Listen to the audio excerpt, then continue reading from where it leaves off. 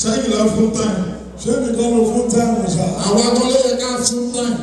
Torí kí n tó kúrò bí ogun méjìlá ni mo rí nígbà tí mo wọ bí. Ṣé kò sì tàbí tó ń lọ? Kò yóò wá o. Lọ́lọ́ sá ló wá ṣeré bì. Mo sáré wá ṣe wedding fún ọkọ àtìyàwó kan. Billionaires wedding ni mo wá ṣe. Torí ẹ̀ ni mo ṣe wọ aṣọ agbára nínú agbára ní owó ọṣọ ìlórí stéèjì rí torí ìwòlé ìtìtàrí ẹ̀ tó bá fẹ̀tẹ̀ bọ̀ máa gbé ẹṣẹ́ pé ẹgbẹ́ kí ẹ̀sìn tó tẹ̀lé wa fún òṣù bẹ́ẹ̀ ni.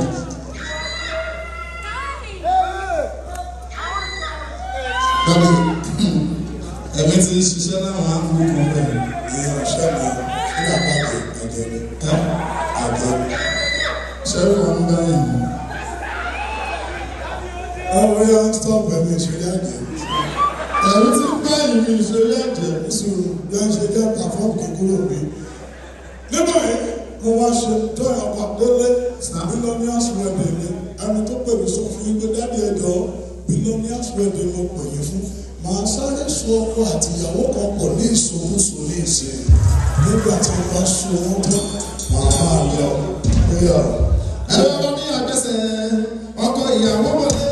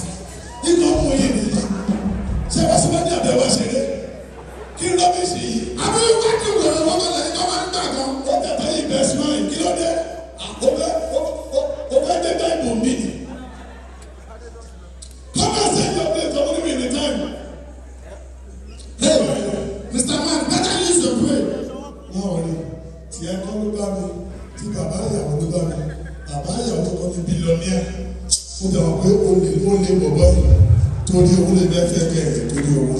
nígbà yìí kí bàbá ìyàwó tó pè mí àti ìyàwó kan máa wọlé bọ̀ ó yà kọ́kọ́rọ́ ìgbẹ́. ó ní lọ́jọ́ àjọ bẹ́ẹ̀ lọ́jọ́ àjọ bẹ́ẹ̀ sísá olú àwọn bàbá ìyàwó kan àti olú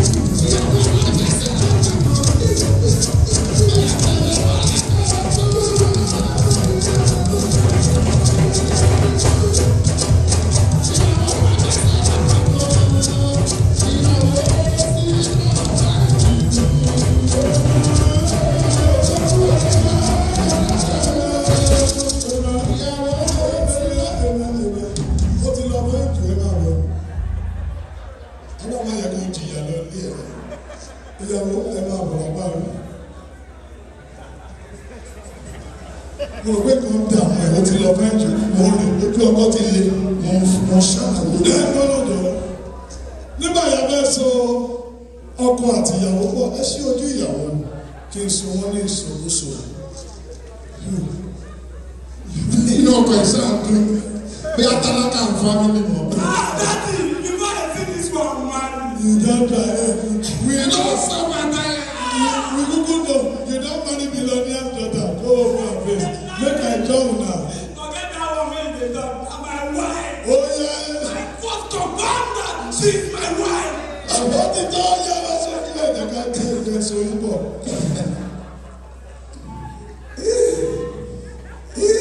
How do you work there?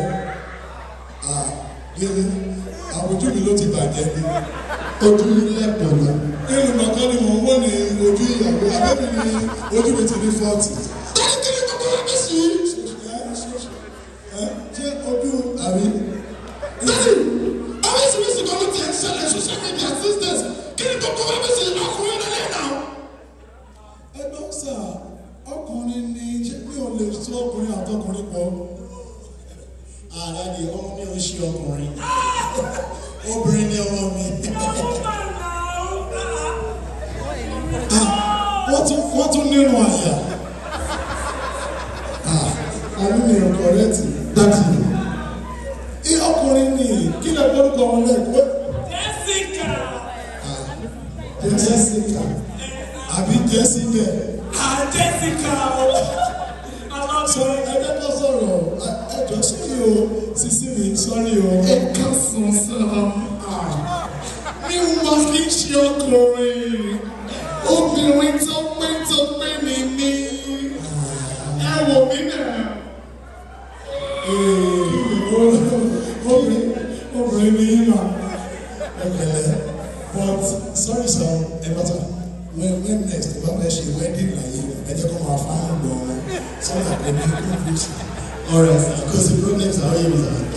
But ẹ jọ sọ mi ò wà confuse pé mi ò ṣe mọ́. Ìjọba ní ìṣẹ̀lẹ̀ ọ̀gá máa ṣe olùfọ́nù rẹ̀ ti gbowó. Ok, ẹ jẹ́ ká sọ wọ́n bẹ́ẹ̀. Sọ kí lè fẹ́ sọ kí n tó sọ àwọn méjèèjì. Alright, praise the Lord. Hallelujah. Dáni kẹ́ máa wọ̀, èmi ni inú mi dùn jù lẹ́nu. Ok. Mo dúpẹ́ nítorí kẹ́rin. Àdúpẹ́ wípé ẹ̀rí náà kò bá.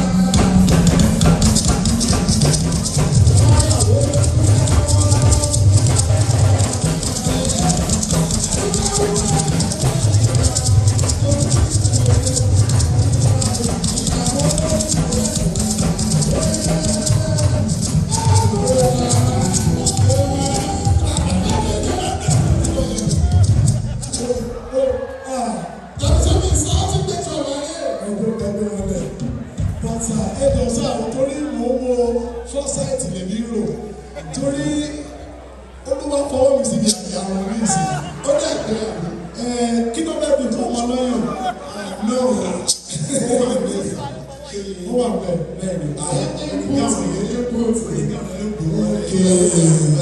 ṣé rí gẹ́lù mi ọmọ mi àwọn ọkùnrin máa ń sá fún nígbà kan ṣé rí ó ti ní oríṣiríṣi relationships kò sí ẹni tó fẹ́ fẹ́ mo wá dúpẹ́ lẹ́nu wípé mo rí ẹni tó padà fẹ́ ọmọ mi ní òní ẹ̀rọ ìgbọ́rọ̀ one more thing sir ṣé rí ọmọ ẹ she's not my biological daughter. Okay, kì í ṣe ọmọ yín gangan. Bẹ́ẹ̀ ni sà. Okay, mo tó ṣẹlẹ̀ níbi nínú gọ́tà ni mo ti rí. Ẹ̀rí nínú gọ́tà. Bẹ́ẹ̀ ni sà. Ariwo yẹn ló jẹ́ kí n gbóhùn ẹ̀ lókè wọ́n so wọ́n tọ̀ dàgbà. Okay, now she's getting married to her. Kí ló yẹ lẹ́nu mẹ́? Abẹ́gun. Come again. Wọ́n ní ìtùnẹ́mẹ̀kẹ́ náà rí. Wọ́n ní kì í ṣe ọmọ àwọn ni wọ́n gbàtọ́ ni kí ló bá yẹ lẹ́nu. There's no problem with that. No problem. She's still my daughter. All right, sir. Yes. Sorry, Daniel. Yes, because I'm really happy I had to do this. All right. So this is a small gift from me to you people. And this will be this will serve as the first sign. Okay. So I have two gifts here. Two gifts. Yes, sir. So you have to. Sorry, sir. You come from you come back with us. You come back with us. I will finish it. Because the moment join money, we are joining. Johnny Mo.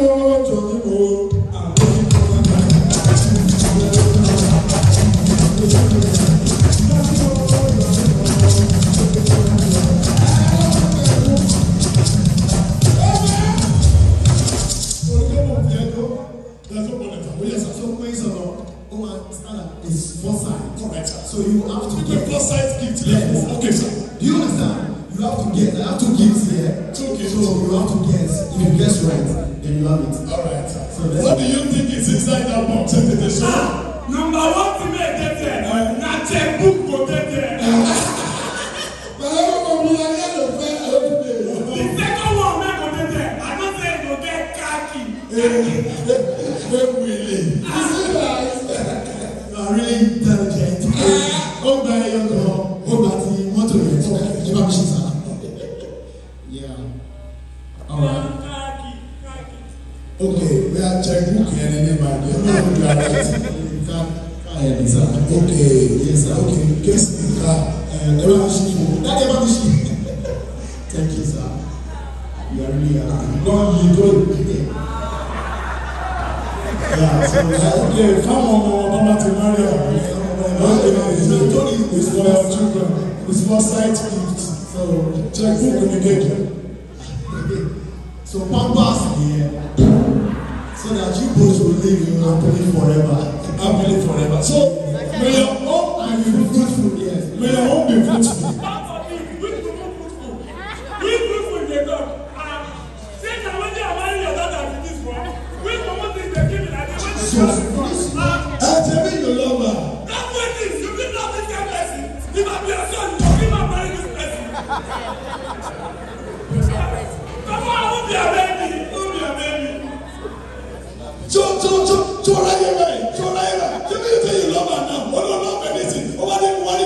So your love now conditional love on this again. I never say that this is going to be. I never say again money. That's fine now. How about we do?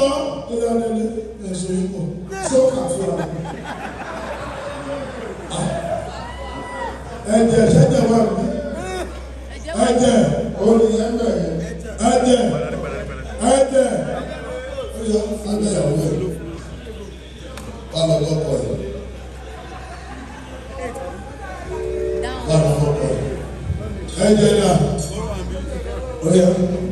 Mr. Man, follow your wife.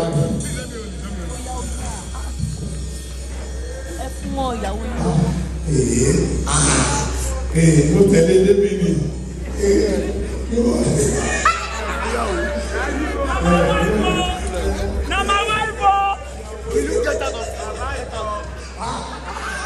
Tàbí ẹ ti ti bàbá yẹn lọ.